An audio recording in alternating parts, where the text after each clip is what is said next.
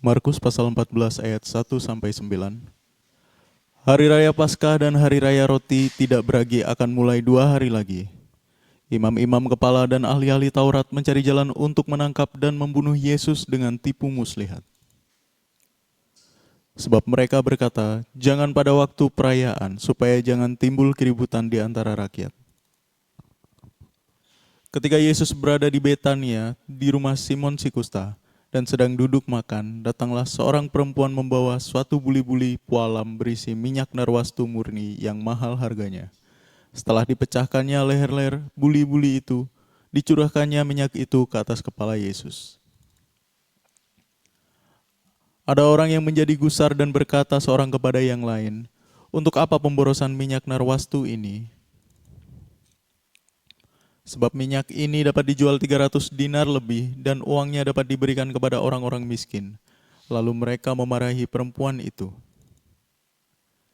Tetapi Yesus berkata, biarkanlah dia.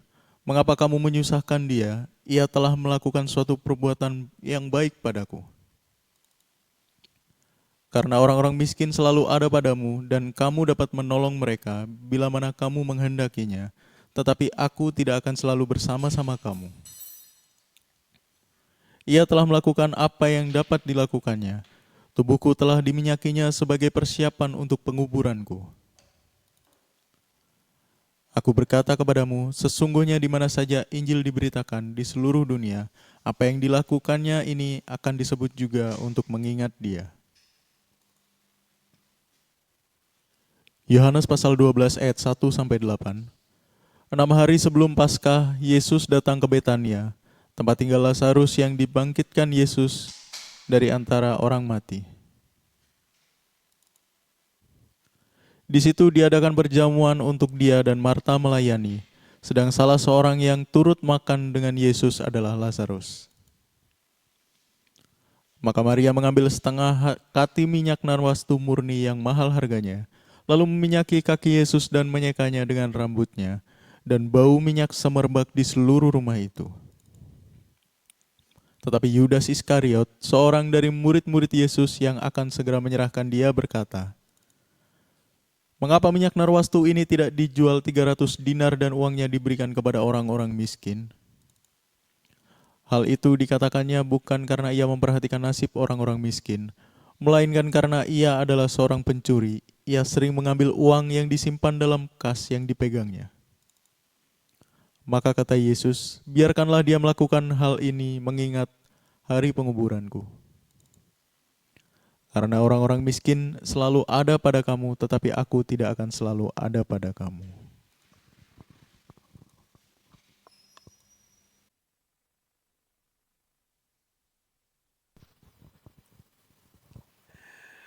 Oke, shalom semuanya. Tuhan Yesus berkati. Thank you sudah mau hadir ya. Baik, kita lanjutkan ke part 3 nih. Bagaimana tentang persiapan-persiapan di mana yang lalu sudah kita bahas. Seringkali anak-anak Tuhan, seringkali kita tidak siap menghadapi perubahan-perubahan. Di mana Yesus datang melayani di bumi, menebus manusia, malah ditolak oleh umatnya sendiri. Di mana itu terjadi, menjadi contoh teladan dari setiap peristiwa yang terjadi sampai hari ini. Di mana banyak pelayan-pelayan Tuhan yang melakukan segala sesuatu, di mana Yesus saat itu melakukan hal yang berbeda dengan kebiasaan, dengan standarisasi, dengan apa yang seharusnya dan sudah lama dilakukan oleh para imam dan ahli-ahli Taurat. Di mana para imam dan ahli Taurat sudah mempelajari turun-menurun, sehingga mereka menolak apa yang dikerjakan Yesus. Di part pertama kita sudah belajar bagaimana Yesus meludah ke tanah, lalu ludah dan tanah itu diusapkan ke mata orang buta dan mata orang buta itu tercelik, menjadi melihat. yang gak pernah bisa dilakukan oleh ahli-ahli Taurat, para imam-imam kepala. Orang-orang agama, orang-orang yang mengabdi terhadap Allah. Orang-orang yang melayani dengan sungguh-sungguh sesuai panggilan mungkin dari keturunan, dari suku Lewi, dan sebagainya. Orang-orang yang sudah berjubahkan segala satu yang masuk standarisasi secara manusia untuk melayani Allah. Dan itu Allah izinkan bertahun-tahun berjalan dan sangat lama berjalan dari pertama diberikan Taurat Musa sampai pada masa Tuhan Yesus. Tetapi Allah ingin memulihkan dengan caranya. Allah ingin menyelamatkan manusia dengan polanya. Allah ingin melayani manusia dengan gayanya. Nah, ini yang miss, ini yang luput diperhatikan oleh imam-imam kepala dan ahli Taurat. Mereka sudah terbiasa, sudah punya life cycle, sudah punya lifestyle yang memang harus begitu. Kalau tidak begitu tidak enak. Sebagai contoh, hari ini kami mengalami Paskah yang luar biasa, di mana Allah memindahkan seluruh bagian pelayanan ini menjadi bagian tubuh, di mana pelayanan ini dibawa pada ladang penginjilan dan pengajaran firman Allah. Sehingga kami harus melepaskan ladang pengembalaan jemaat yang terus menurun, yang setelah berusaha sekian lama, 8 tahun, berjuang luar biasa, segalanya diberikan, bahkan dikorbankan. Akhirnya ujungnya menuju kegagalan, dan memang gagal. Tetapi itulah cara Allah membersihkan pemikiran-pemikiran yang tidak selaras dengan tujuan Dia dalam waktu yang panjang. Mungkin pada musim tertentu Allah sedang melukis alis mata. Setelah alis mata dianggap selesai, ada yang punya alis mata tebal, ada yang tipis, ada yang panjang. Allah mulai melukis bulu mata atau rambut di kepala. Di mana rambut di kepala itu sangat banyak, bulu mata lebih sedikit dari alis. Tapi oleh karena kita mengagumi alis mata yang Tuhan gambar dalam hidup kita sebagai manusia, kita menolak bulu mata yang tipis banget, sedikit banget. Atau kita menolak rambut di kepala terlalu banyak. Alis mata gak bisa panjang, rambut bisa panjang, bulu mata gak bisa panjang. Sesuatu yang sangat berbeda Allah datangkan, Allah kerjakan, kita tidak siap, lalu kita menolaknya. Itulah Yesus datang menyelamatkan manusia. Menurut pemikiran bangsa Israel harus sebagai raja. Karena pengalaman di masa yang lalu mencetak pemikiran. Lalu dijadikan keyakinan. Dan itu menjadi iman. Di mana pengharapan Mesias, itu membebaskan mereka dari kerajaan-kerajaan, negara-negara yang menjajah mereka. Menjadi raja seperti mungkin Salomo yang kaya raya, sehingga negara makmur luar biasa. Menjadi the king of David yang selalu menundukkan, menaklukkan, dan menjadikan setiap negara di Timur Tengah, setiap kerajaan takluk tunduk dan memberikan upeti. Saul cuma mengalahkan, kalau Daud menaklukkan. Mereka terbelenggu dengan masa lalu, dengan aturan-aturan masa lalu. Sedang Allah selalu berbuat sesuatu yang baru.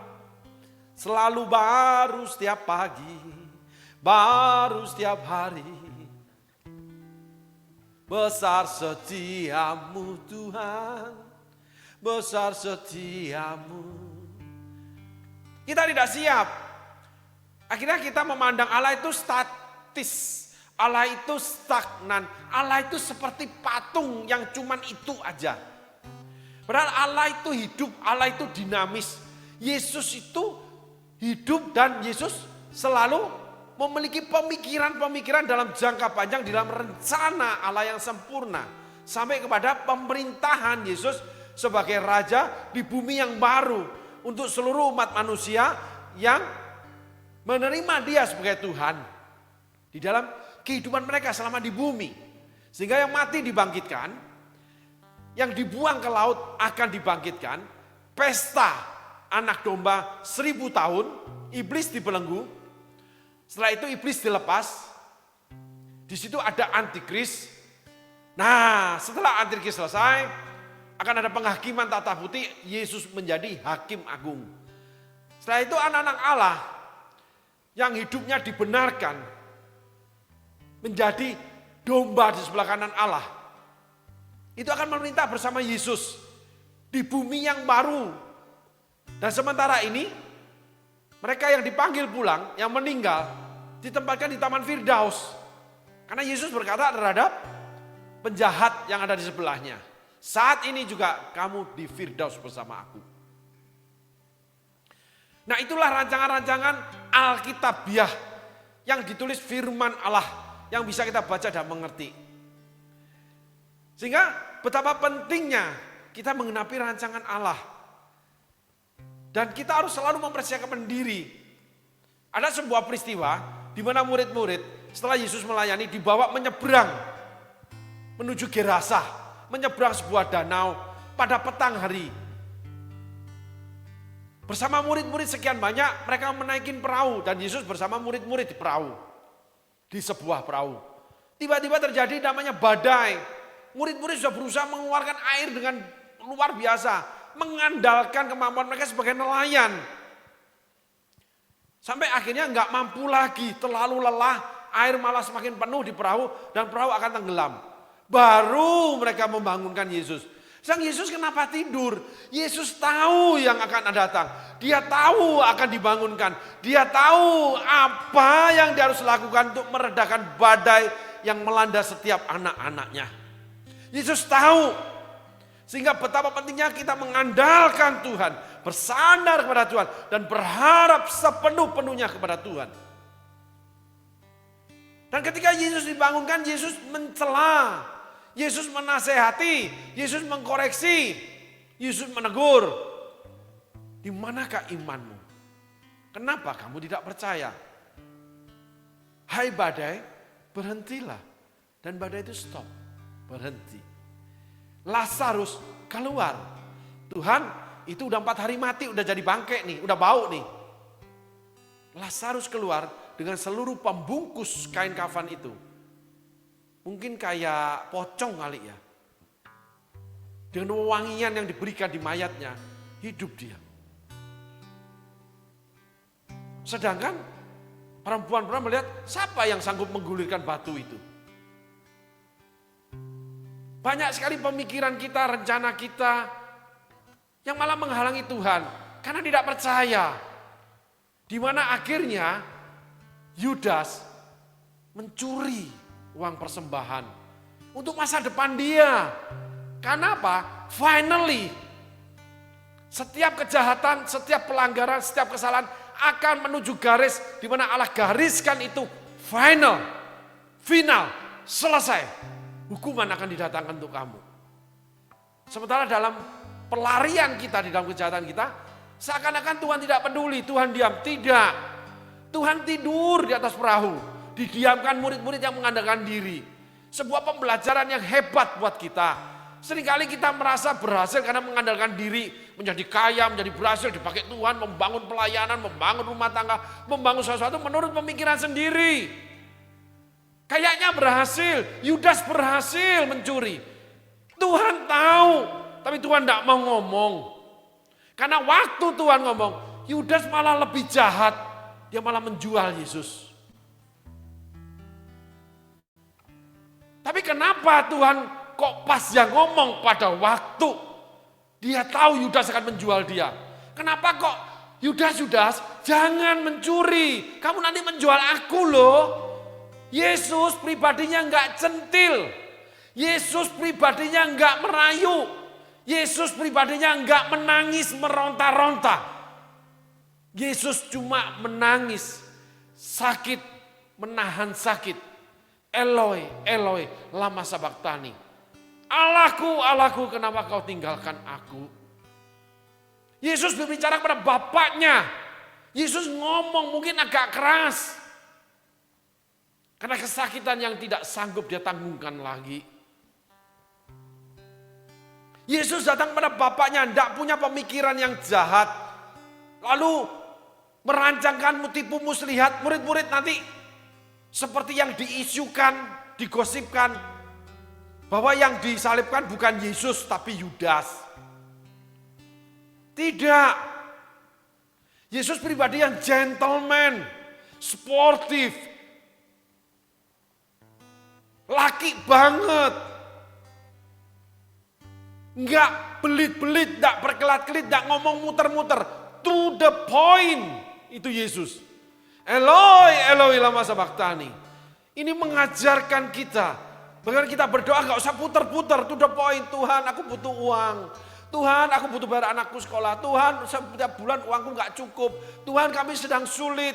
Tuhan, pakai saya. Tuhan, apakah saya salah? Karena Yesus tahu kapan dia harus bergerak. Dia pun tahu kapan kamu akan datang kepada dia. Dia pun tahu para imam-imam kepala, ahli Taurat, termasuk Yudas. Apa yang mereka rancangkan, mereka rencanakan. Bagaimana mereka cari jalan di part yang kedua. Dengan tipu muslihat, Yesus tahu. Lalu Yesus juga tahu mereka berbuat seakan-akan baik supaya jangan di tengah-tengah orang banyak, nanti terjadi keributan. Seakan-akan baik menyingkirkan sesuatu yang tidak baik dalam hidup saya, menyingkirkan sesuatu yang tidak baik di dalam gereja, menyingkirkan sesuatu yang tidak baik di dalam rumah tangga, di dalam pekerjaan, di dalam bisnis, di dalam komunitas. Tapi celakanya kita malah menyingkirkan Yesus. Kita membuang sesuatu celakanya yang kita buang kehendak Tuhan. Gampang aja, ujilah segala sesuatu dari buahnya. Buahnya itu adalah ya pasti yang manis, yang baik. Tapi juga pasti proses yang menyakitkan. Buahnya Yesus taat ketika dia memaki, dia menegur dengan keras. Mengatakan, nyah kamu iblis dari hadapanku. Terhadap Petrus, engkau batu sandungan. Yesus mengalami kesakitan. Kalau jalan Tuhan tidak mungkin seperti ini buruknya. Tuhan memerintahkan murid-murid, mari kita menyeberang ke Gerasa. Cuman menyembuhkan satu orang gila. Mengusir setan yang merasuki satu orang gila di tengah kuburan. Yang teriak-teriak. Untuk memberitakan Yesus dari kampung ke kampung, dari desa ke desa. Orang itu setelah waras mau ikut Yesus, Yesus nggak mau. Aku ikut engkau, enggak. Kamu pergi sana. Ternyata pergi memberitakan tentang Yesus. Yesus punya cara, punya pola, punya gaya. Yang terkadang kita sulit mengerti. Jejakmu Tuhan sungguh sempurna. Mencari jejak Tuhan. Sering ku tak mengerti. Yesus gak mengerti. Eloi, Eloi lama sabachthani. Yesus mengerti. Kalau boleh cawan ini berlalu tapi jadilah kehendakmu. Yesus paham. Tapi Yesus mau taat. Sehingga kehendak Tuhan buahnya salah satu ya kesakitan. Proses. Untuk menerima progres dari Tuhan. Enggak semuanya manis. Enggak semuanya baik-baik saja. Ada pertumbuhan, ada kesakitan. Ketika akan berbuah, itu otomatis akan terjadi yang namanya buah itu yang udah lalu harus jatuh karena udah matang. Baru bisa tumbuh buah baru. Bunga itu mekar akan rontok, baru keluar bunga yang baru. Itu pun menunggu musimnya. Menanti-nantikan Tuhan akan mendapat kekuatan yang baru. Menanti-nantikan Tuhan akan mewarisi negeri.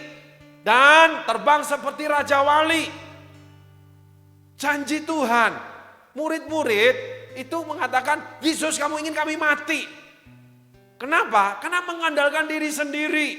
Akhirnya mereka mengandung skema menyalahkan. Karena memang Yesus yang ajak menyeberang Gerasa.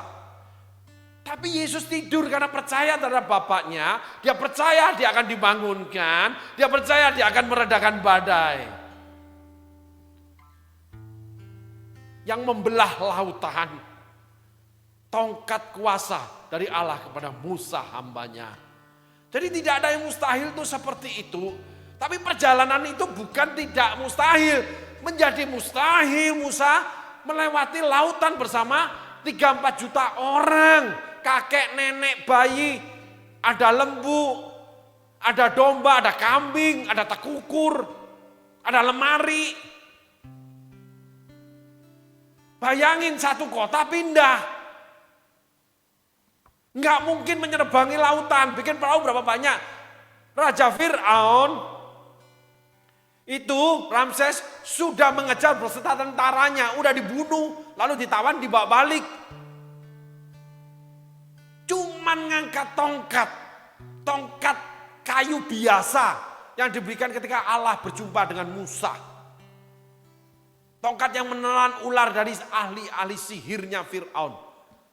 Menelan ular sih gampang, Musa bisa lihat. Tetapi membelah lautan Musa tidak pernah lihat. Tapi Musa percaya. Angkat tongkatmu, capek lalu dibantu oleh Harun dan Hur. Allah siapkan penolong-penolong yang lain. Jangan bergantung terhadap manusia. Jangan mengandalkan manusia. Celakalah, terkutuklah orang yang mengandalkan sesamanya. Yang mengandalkan kekuatannya sendiri. Nah kalau kita udah mendengar firman itu, kita pahami, kalau tidak menjadi sau bagi jiwa kita, kalau tidak menjadi yang batu penjuru buat kita percaya, kita menjadi seperti murid-murid Yesus, mengata-ngatai Yesus.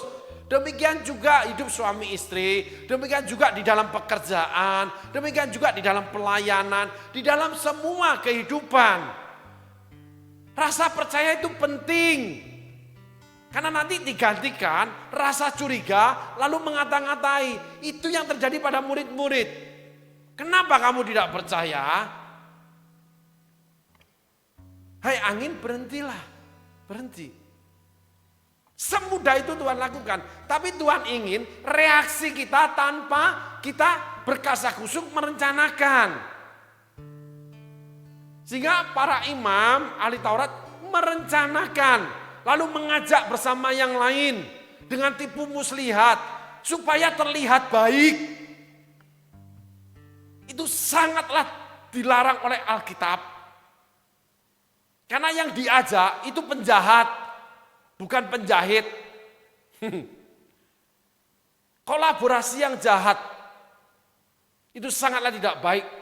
Ayat pembandingnya 10 pengintai. Tewas mereka semua. Sehingga kemandirian, di part 2 yang terakhir saya bicarakan sedikit, penting. Rohani itu pribadi lepas pribadi. Pribadi sendiri dengan pribadi Tuhan. Setiap orang Tuhan punya cara, punya gaya, punya pola yang berbeda. Tetapi menjadi satu kesatuan tubuh Kristus. Sehingga tubuh harus nurut sama kepala. Kalau tubuh tidak menurut sama kepala, itu error. Istri harus tunduk pada suami, jemaat tunduk kepada para pemimpin gereja. Pemimpin pelayanan yang ditunjuk Allah. Pemimpin salah, Imam Eli dibunuh sampai cucunya ikut mati bareng. Imam Eli, anak, cucu. Cucu di kandungan lahir mati. Anak mati di pertempuran, Imam Eli di kursi goyang.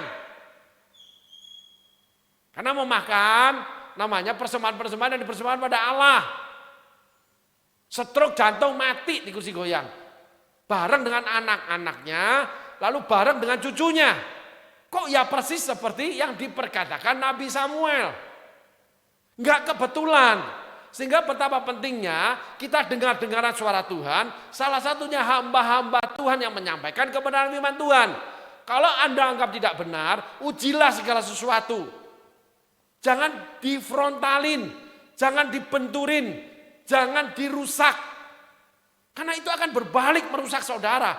Ya kalau hamba Tuhan itu salah, kalau benar gimana? Yang salah aja masih dibenarkan, kisah Musa dengan Miriam.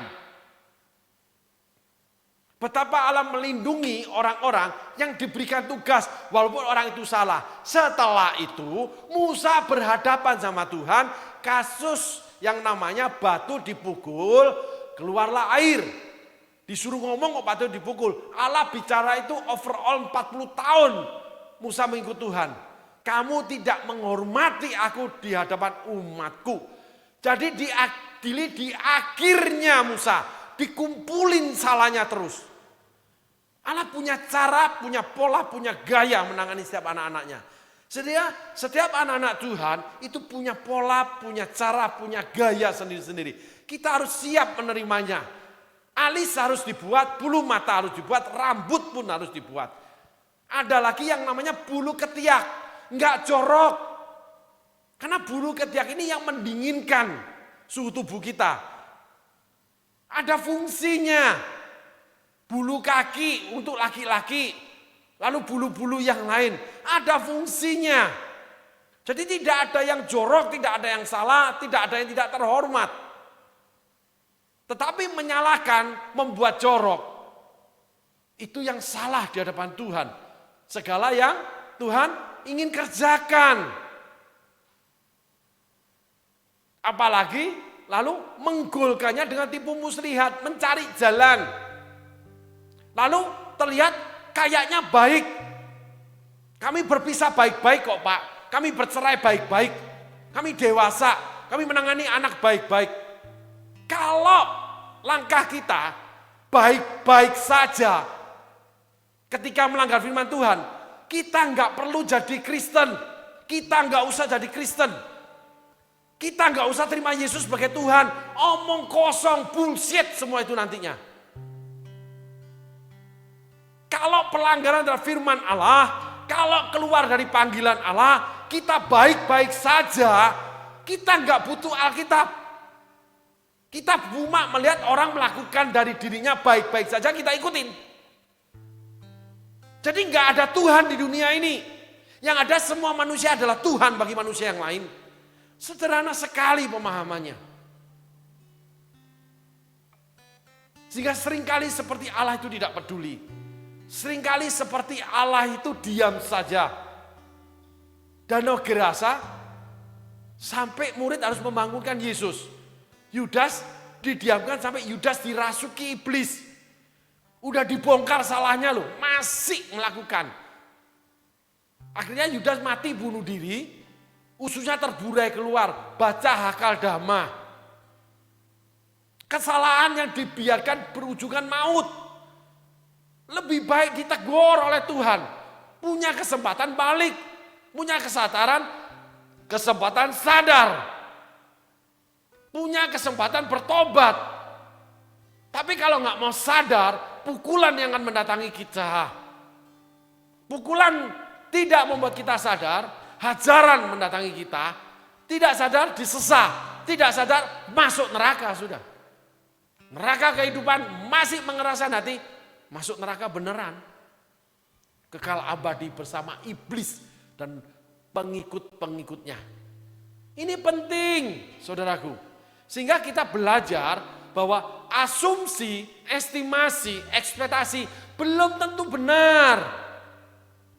Kita harus baik-baik mendengarkan suara Tuhan Allah kita. Baik-baik mempelajari, mendalami Alkitab. Baik-baik merenungkannya sehingga Roh Kudus mengilhamkan ke dalam bagian hati kita terdalam, menerangi pikiran kita, lalu menuntun batin kita, manusia rohani kita, menuju pada tujuan Tuhan. Itulah kebenaran sejati. Sehingga firman Tuhan menjadi pelita bagi kaki kita, terang bagi jalan kita. Setapak demi setapak. Tidak ada yang instan, tidak ada yang langsung jadi. Saul instan jadi raja, mati masuk neraka. Daud belasan tahun, Yusuf belasan tahun, Musa puluhan tahun di Midian, Yosua puluhan tahun, Kaleb puluhan tahun.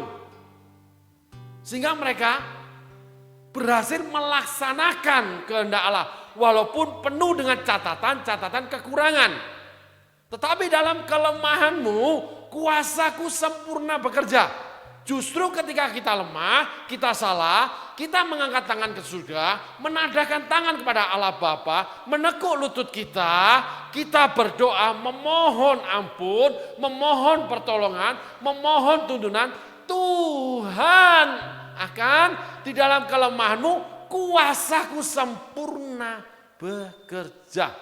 Itu yang dialami Paulus. Duri dalam daging, iblis menggocok aku. Minta dicabut. Yesus cuma ngomong, cukup kasih karuniaku kepadamu. Dalam kelemahanmu, kuasaku sempurna bekerja untuk kamu. Nah, itulah namanya kita harus melihat kelemahan orang lain. Itulah saatnya Allah bekerja. Bukan kita yang bekerja menghancurkan orang itu. Kelemahan sebuah pekerjaan, kelemahan sebuah karakter, kelemahan sebuah pelayanan, kelemahan dalam berumah tangga, kelemahan pasangan, disitulah Tuhan akan bekerja. Ketika kita mengangkat tangan kita, menadahkan tangan kita, melekuk lutut kita, dan berseru-seru kepada Tuhan. Eloi, Eloi lama sabachthani, atau kalau boleh cawan ini berlalu, jadilah kehendakmu. Kita harus belajar Alkitab dengan benar. Kita belajar dari Yesus. Sehingga dibutuhkan persiapan mentality. Persiapan pemikiran-pemikiran, persiapan menghadapi emosi dan perasaan yang terluka. Itu udah wajar, itu udah harus, itu naturalnya Tuhan Yesus. Itu naturalnya firman Tuhan. Itu hidup yang alamiah. Semua harus mengalami itu. Musa dengan Sifora, Daud dengan anaknya Saul, Mika. Semua harus mengalami itu. Tidak baik-baik saja. Jatuh bangun, terseret luka, terluka, terpenggal. Tetapi tetap setia di dalam kegagalanmu. Di situ engkau berseru-seru. Mungkin kita sudah kurang mengharapkan Tuhan. Mungkin kita sudah terlena dengan segala kenikmatan, kenyamanan yang Tuhan beri di dalam berkat-berkatnya yang melimpah. Di dalam pelayanan yang dipakai Tuhan luar biasa. Yesus 3,5 tahun mundur di kala sukses. Petrus tidak bisa terima. Murid-murid lari meninggalkan dia. Diludahin, dihina, dipukulin. Dikasih mahkota duri, dikata-katain. Padahal sebelumnya diberkatilah yang datang di dalam nama Tuhan. Semua orang mengibarkan yang namanya bendera, menyambut di Yerusalem. Pakaian-pakaian diletakkan sebagai permadani keledai yang ditunggangi Tuhan.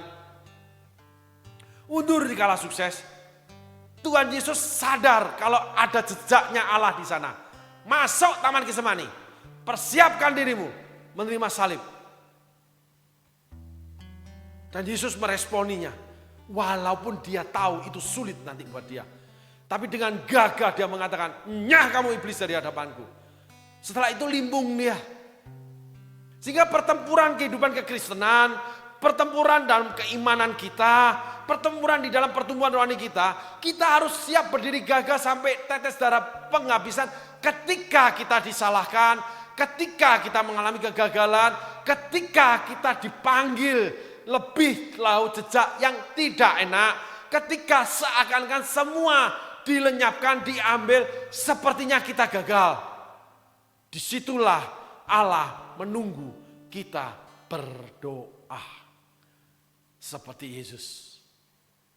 Memisahkan diri dari para murid, cuma membawa 3 murid, itu pun dia sepelemparan batu jauhnya. Dia berdoa, menanggungkan perasaannya, menanggungkan pemikirannya, menanggungkan emosinya sendiri, bergumul dengan bapaknya. Sehingga setiap anak-anak Tuhan, jangan kalau bermasalah mendayu-dayu sana sini, diceritain minta tolong sana sini. Tapi setelah ditolong, habis itu luar biasa. Halo.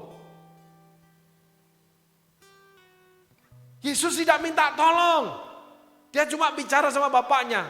Kalau boleh cawan ini berlalu, tapi jadilah kehendakmu. Dalam kelemahannya, Yesus mengucurkan keringat seperti darah. Secara ilmu pengetahuan, orang kalau stres ketakutan tingkat tertinggi, pembuluh darah di bawah kulit yang paling lembut, itu akan pecah. Dan ketika dilap tisu, itu warnanya merah. Seperti pink.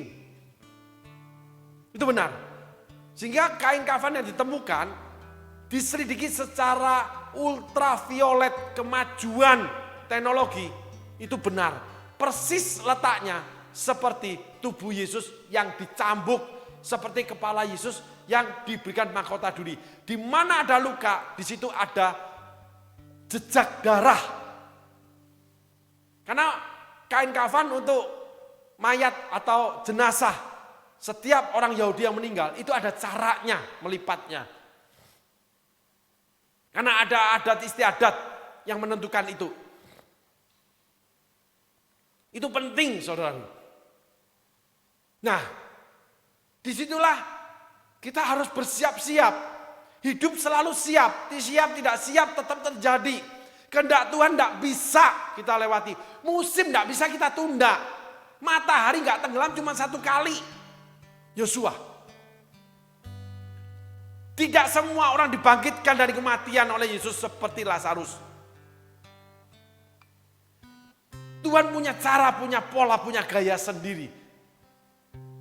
Di dalam rancangan dan rencana Dia. Sampai kepada akhir segala-galanya. Sehingga kita akan memerintah bersama Yesus bagi mereka yang melayani Dia dengan setia. Amin, saudaraku. Sehingga hidup kekristenan bukan hari ini. Hidup kekristenan kita bukan yang lalu. Bukan hari ini yang kita terima dari Tuhan. Bukan yang lalu yang sudah kita alami. Tapi yang akan datang yang belum kita terima dan belum kita alami. Musim selalu berganti, kasih Tuhan abadi. Nggak bisa musim ditahan oleh manusia. Tidak bisa satu usaha Tuhan, satu kehendak Tuhan, satu keputusan Tuhan bisa digagalkan oleh apapun di bumi ini. Segala sesuatu di bumi ini, termasuk manusia.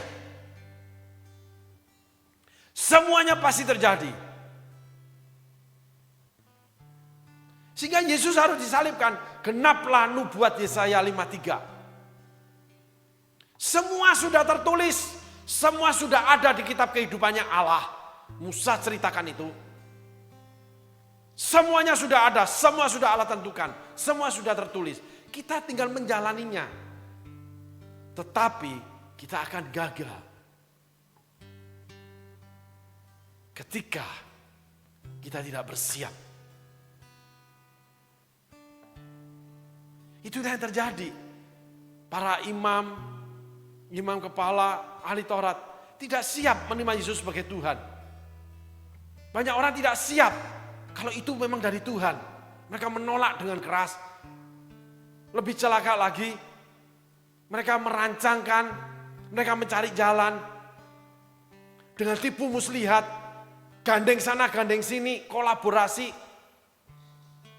Untuk membawa satu pemahaman, untuk melawan yang dari Tuhan. Sehingga Yesus berkata, anak manusia harus disalibkan.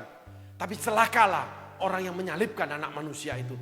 Semua yang terlibat dalam penyaliban Yesus, semua hidupnya mati celaka. Jadi kita jangan masuk hitungan itu. Mungkin kita hitungan yang lari murid, cuman lari. Petrus dipakai luar biasa. Semua rasul pakai luar biasa, yang lari pakai luar biasa semua. Tidak ada bisa menghentikan kegiatan apa rancangan Allah yang Allah ingin kerjakan. Agenda kegiatan Allah itu harus tepat. Walaupun seringkali kita salah atau gagal. Tapi keluar dari agenda Allah, itu yang bermasalah. Yudas keluar dari agenda Allah. Yudas keluar dari rencana Allah. Saul, Nabi Bileam, dengan terang-terangan melanggar larangan Tuhan. Yang kedua, diingatkan tidak mau dengar-dengaran. Tetap dengan apa yang ingin dilakukan. Dengan tahap demi tahap, akhirnya Yesus harus memberikan keterangan tentang perempuan yang meminyakinya. Yesus juga menasihati mereka yang melakukan, yang terpengaruh oleh karena Yudas. Tetapi Yesus membuka kejahatan Yudas. Permasalahannya, Yudas tidak bertobat. Kita ambil sebuah benang merahnya, pesan yang otentik. Hati-hati, jangan kita tercebur memiliki kebiasaan melakukan seperti para imam kepala, para ahli Taurat. Lalu kita punya perilaku yang tidak mau meninggalkan dosa. Yudas tetap mencuri. Walaupun sudah mengikuti Yesus dan melayani Yesus, diberikan pelayanan bendahara. Sehingga setiap pelayanan itu sesungguhnya ujian buat kita. Orang gila hormat akan dikasih pelayanan yang penuh dengan kehormatan. Orang gila duit akan dikasih pelayanan yang penuh dengan duit. Orang gila tahta, kekuasaan, diberikan pelayanan yang betul-betul berkuasa. Jatuh bangun di sana. Tapi harus selesai prosesnya. Yesus selesai prosesnya. Dipuja dan dipuji, diakui. Yang menolak sampai mengakui. Seluruh bangsa Israel mengakui. Di situ Yesus mundur di kala sukses. Mentaati panggilan salib. Itulah Paskah. Saudaraku, kita punya dua perayaan yang hebat. Satu perayaan Natal, satu perayaan Paskah. Tapi seringkali kita lupa perjalanan Natal dan perjalanan Paskah. Perjalanan Natal adalah kelahiran untuk menuju kematian di atas kayu salib. Perjalanan Paskah, perjalanan kemenangan di dalam kemuliaan, mukjizat terjadi. Akhirnya mati digantung tanpa mukjizat. Allah selalu berlaku. Ada pagi, ada petang, ada siang. Ada musim hujan, ada musim kemarau. Ada musim gugur, ada musim yang namanya musim semi. Semuanya ada. Kita harus melewati semuanya. Sehingga dalam part 3 ini kita harus bersiap. Apapun yang terjadi. Bersiap dan dengar-dengaran karena mengandalkan Tuhan. Berharap dengan Tuhan, bersandar kepada Tuhan. Salah atau benar urusan kedua. Datang kepada Tuhan, lalu belajar melakukan kembali supaya menjadi benar. Perbaiki diri, merendahkan diri. Enggak masalah direndahkan. Yesus diludahin, Yesus dikatain, Yesus dipukulin. Direndahkan sekali. Dalam kesakitan, bukan dalam pujian. Dalam natural kematiannya. Seperti manusia yang lain yang disiksa di atas kayu salib. Terkutuklah orang yang mati di atas kayu salib. Yesus jalani semua. Hukuman kayu salib, disalibkan. Itu hukuman barbar. Itu diambil bangsa Romawi, itu zaman barbar. Orang zaman sebelum zaman Romawi, ribuan tahun sebelum Romawi, itu kalau membunuh penjahat disalibkan, disiksa dulu. Matinya betul-betul mati dengan perlahan-lahan. Sehingga 3 jam Yesus meregang nyawa. Dan tempat itu menjadi gelap. Yesus melewati semua. Eloi, Eloi, lama sabachthani. Tapi setelah itu, Yesus cuma ngomong, it's done. Sudah selesai. Bapa, aku serahkan nyawaku. Tidak ada kelebihan. Tidak ada kebanggaan. Setelah itu 3 hari kemudian dia dibangkitkan. Sehingga kemenangan diberikan kepada kita. Ketika keuangan kita dibangkitkan, itu keuangan diberikan kepada orang lain. Tapi kita hidup di dalam kemenangan itu. Kita hidup dalam berkat Tuhan. Ketika kita diberkati, kemenangan berkat itu untuk orang lain, tapi kita hidup di dalamnya. Kita menjadi bendahara Tuhan. Kita dipakai Tuhan. Dengan pengurapan Tuhan di dalam pelayanan apapun. Itu untuk orang lain. Tapi kita hidup di dalam pelayanan yang Tuhan berikan. Semuanya berlaku seperti itu. Yesus menjadi Tuhan. Tapi keselamatan diberikan kepada setiap orang yang menerima dia sebagai Tuhan dan Juru Selamat. Lalu mengikut dia. Dan akan memerintah bersama dia apabila kita memenuhi panggilan pelayanan. Yudas gak mau memenuhi panggilan pelayanan sehingga mati masuk neraka. Sehingga ada satu kontekstual Alkitab tentang pelayanan yang boleh kita angkat menjadi nomor 1. Namanya Yudas. Tidak memenuhi panggilan pelayanan, masuk neraka. Akhirnya menjual Yesus karena tidak mau keluar dari pemikiran yang lama, dosa yang lama, dusta tetap dusta, malas tetap malas. Semua tidak ada perubahan. Enggak menyangkal diri, enggak pikul salib, enggak belajar melakukan firman, enggak belajar mengikut jejak Tuhan, enggak memakai firman Tuhan sebagai pelita bagi kaki, terang bagi jalan kita, tahap demi tahap, musim demi musim. Selalu bersiap-siap apapun terjadi. Kalau A, berarti aku melakukan A untuk A, B, C, D, Z. Kalau B, aku melakukan B untuk A, B, C, D, Z. Semua sesuai tertera di Alkitab. Amin, saudaraku. Baik, kita tilik Alkitab kita akan masuk kepada ayat 3. Apa yang diinginkan Yesus?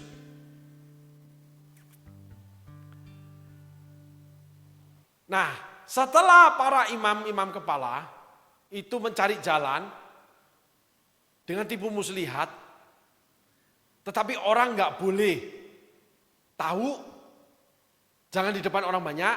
Ayat ketiga mencatat, muncullah satu orang wanita. Lalu ada persamaannya dengan kitab Yohanes. Sehingga dituliskan, maka Maria mengambil setengah kati minyak narwastu murni yang mahal. Setengah kati, berarti dia punya berkati-kati. Kalau saya boleh persamaan aja, punya berbotol-botol parfum yang paling mahal. Punya anggur yang bertong-tong. Dia ambil setengah tong buat Yesus. Karena Maria ini orang kaya. Punya duit.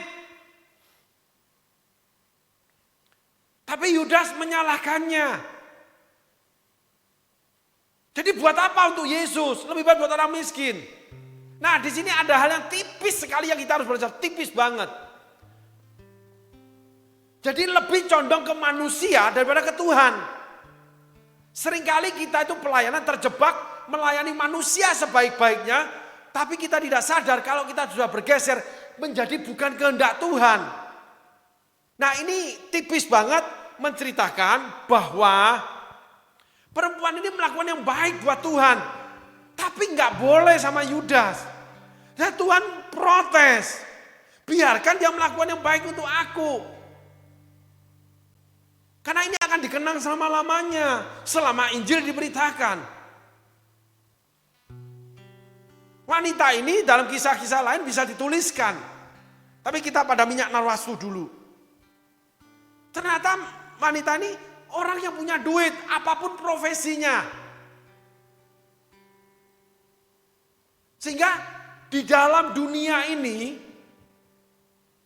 siapapun yang memberi kita makan, memberkati kita, oleh benar-benar hatinya karena kita hamba Tuhan, karena komunitas, karena gereja, walaupun beda keyakinan, beda suku, beda bangsa, beda kekayaan, terima saja.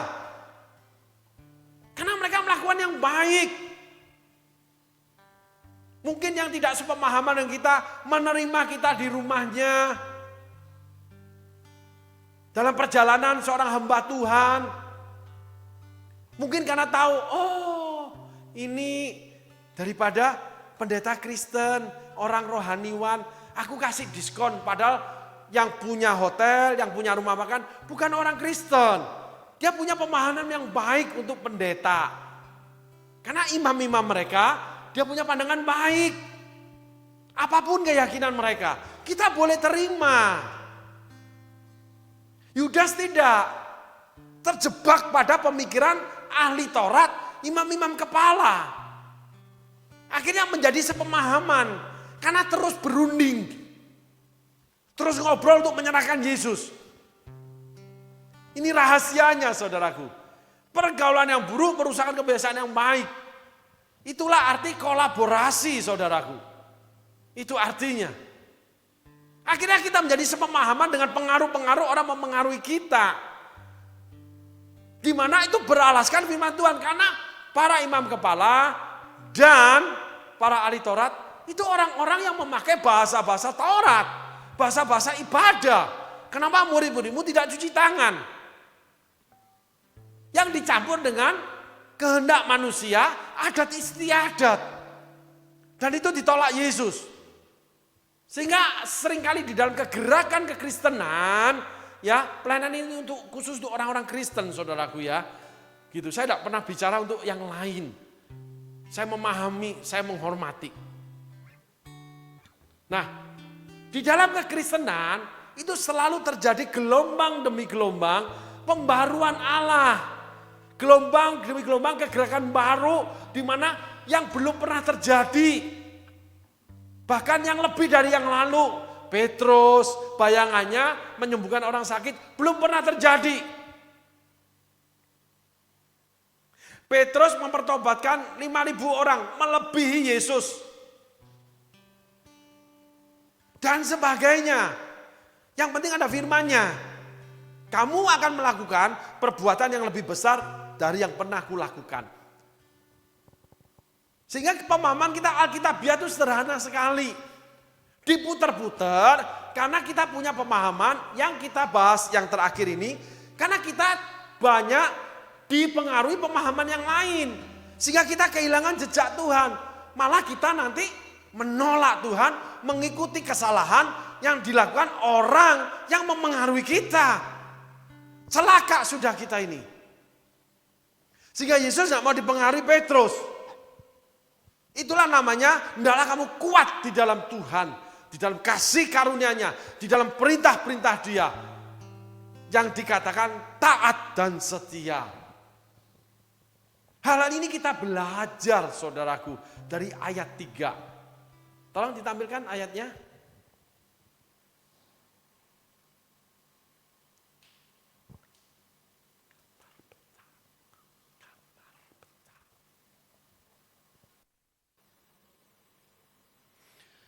Ketika Yesus berada di Betania, di rumah Simon si kusta. Dan sedang duduk makan, datanglah seorang perempuan membawa suatu buli-buli pualam berisi minyak narwastu murni yang mahal harganya. Setelah dipecahkannya leher buli-buli itu, dicurahkannya minyak itu ke atas kepala Yesus.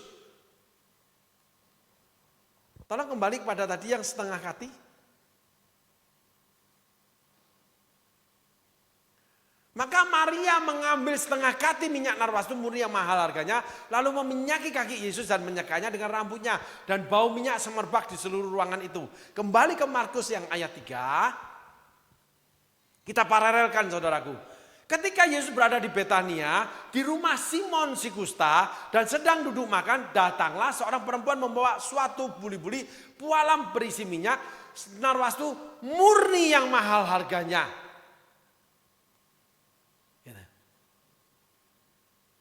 Nah, kita berhenti sampai di sini saudaraku. Untuk part ini. Kita sudah belajar bahwa setengah kati berarti perempuan ini orang yang punya duit. Tetapi Yesus tidak pernah terpaku dengan aturan-aturan. Itulah namanya kasih karunia. Itu yang namanya anugerah. Itu yang namanya pengampunan. Seperti yang kita belajar di awal, yaitu perempuan yang kedapatan berzina. Dosamu sudah diampuni, jangan melakukan lagi. Seringkali kita justifikasi yang kita tahu kejelasan seseorang, kejelasan sebuah pergerakan, di mana akhirnya kita saling mencela, saling berselisih, bahkan ada yang saling melaporkan. Masalah pelayanan, masalah gereja sampai kemana-mana, diketahui di mana-mana. Seperti memercik air di pendulang sendiri, nyiprat sendiri. Saya sangat tidak setuju.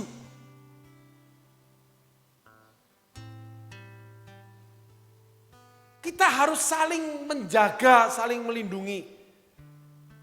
Sehingga kalau di antara kita, bolehlah kita bicara. Tapi tidak dibicarakan lalu dengan kata-kata yang tidak patut, tidak layak, tidak elok, tidak indah. Menurut saya itu sebuah kesalahan. Kalau boleh kita sejajarkan dengan karakter Yudas. Kelihatannya Yudas itu orang miskin. Padahal ditulis, hati Yudas bukan untuk orang miskin. Sehingga terjadilah namanya persaingan pelayanan, persaingan kehormatan, persaingan rumah tangga, persaingan keuangan, persaingan pekerjaan di antara anak-anak Tuhan. Akhirnya saling gosip, makin digosok makin sip. Dengan semua estimasi, semua kira-kira, kayaknya, aku curiga. Dirangkailah pikiran-pikiran yang salah, yang keliru, yang akhirnya jahat. Di mana kita akhirnya menjadi seseorang yang mengadili seperti imam kepala.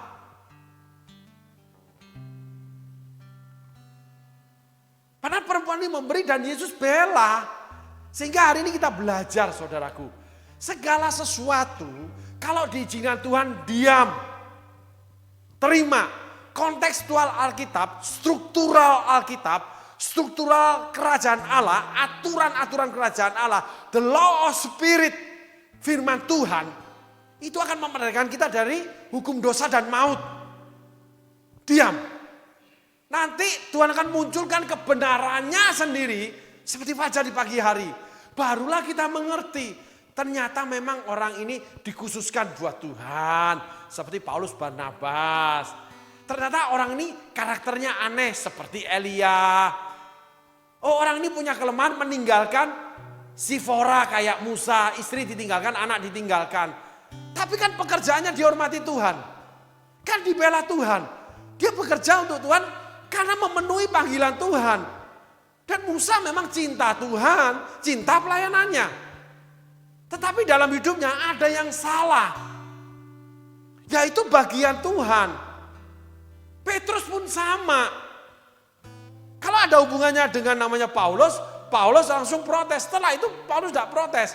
Paulus membawa Timotius pergi ke Yerusalem untuk melaporkan seluruh kegerakan pelayanan dia. Dengan namanya dia ikuti aturan adat istiadat. Timotius, cukur kamu sebelum masuk rumah Allah. Padahal di Taurat Tuhan gak ada namanya cukur dulu masuk rumah Allah. Cuci tangan dulu. Gak ada. Tapi Petrus daripada nanti kita disalahin. Oh cuma lapor ya udahlah. Paulus mengalah dalam hal tertentu. Gak selalu. Jadi jangan seperti seorang pengawas gereja. Padahal Anda adalah jemaat. Jangan menjadi pengawas Bapak Gembala jemaat, senior pastor. Padahal Anda adalah orang yang staf di bawah dia. Anda bukan nabi, Elia yang diutus. Paulus tidak lakukan itu. Paulus cuma melakukan ketika dengan ada hubungan dengan pelayanan dia. Sehingga tidak mereka-reka yang jahat. Dia bicara apa adanya. Simon salah kamu itu. Dengan emosi dia. Dan dibenarkan sama Tuhan. Dan Petrus sadar kalau dia salah. Ya gak masalah. Oh Tuhan aja gak bermasalah. Sehingga kita harus juga bersiap-siap menghadapi namanya salah dan tidak salah. Semuanya terjadi itu menjadi satu bagian di mana tubuh Kristus, tubuh manusia itu harus satu persatu, satu bagian demi bagian didalami dan tidak bisa semua. Ya, saya tutup dengan statement ini. Tidak ada spesialis penyakit dalam, dia menjadi spesialis bedah, yang lalu menjadi semua dia bisa bedah. Bedah tulang bisa, bedah jantung bisa, bedah yang namanya paru-paru bisa, bedah pankreas bisa. Tidak. Ada seseorang yang namanya spesialis bedah mikro, khusus namanya tulang atau saraf. Ada yang namanya dokter gigi yang menjadi spesialis bedah mulut, lalu menjadi seorang profesor bedah mulut anak. Tapi dia tidak menangani namanya spesialis kanker di gigi anak. Tidak. Ada bagian namanya spesialis bagian kanker, onkologi, tapi dia ambil khusus kanker untuk anak. Semua ada space-nya yang pembagian ruang. Bedah mikro, profesor, dia nggak mengerti dan dia nggak boleh mencela yang bedah jantung. Nggak boleh, beda. Walaupun dua-duanya memakai alat yang canggih, dua-duanya profesor. Memakai sistem computerized. Tapi masing-masing punya keahlian. Sehingga kita nggak boleh membodohkan satu sama lain. Kita nggak boleh jadi pengawas. Tapi kalau kita mengingatkan sebagai bawahan, bos apa nggak salah bos? Udah dibayar bos. Yang mana? Bentar bos, aku ke keuangan dulu. Nah ini bukti store-nya. Aku lupa. Sabar bos. Ingatkan dengan rasa hormat. Maaf Pak Gembala, rasanya untuk komsel di tempat itu kurang tepat. Kenapa? Orangnya mau sungguh-sungguh loh. Setiap hari berdoa. Dia dengan pelayanan gereja selama ini luar biasa. Kita harus buka komsel. Masalahnya bos, tempatnya itu rawan.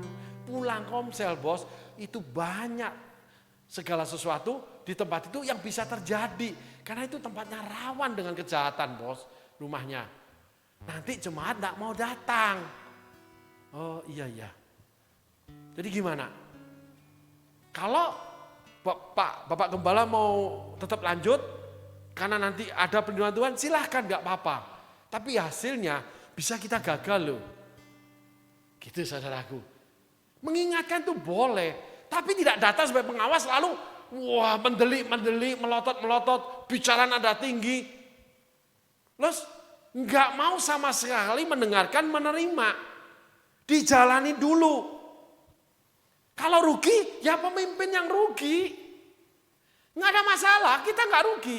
Tidak pernah ada dosa pemimpin lalu dijatuhkan pada pengikutnya. Nggak ada. Dosa turunan itu dari namanya kakek moyang, orang tua, itu turun ke anaknya. Itu yang ada, engkau dan keturunanmu. Tapi nggak bisa, engkau dengan temanmu, engkau dengan tetanggamu, nggak ada. Engkau berdosa, tetanggamu ikut berdosa, nggak ada. Gitu saudaraku. Sehingga setiap orang harus bersiap-siap dan harus mandiri. Di dalam pendidikan, pengalaman, dan pertumbuhan rohaninya. Sehingga kita menjadi saling melengkapi kekayaan tubuh Kristus. Di dalam fungsinya, di dalam tata cara, struktural, aturan-aturan kerajaan Allah. Di mana di sana ada pangkat dan jabatan termasuk panggilan di dalam jawatan setiap anak-anaknya. Amin saudaraku. Tuhan Yesus berkati. Terima kasih. God bless you guys.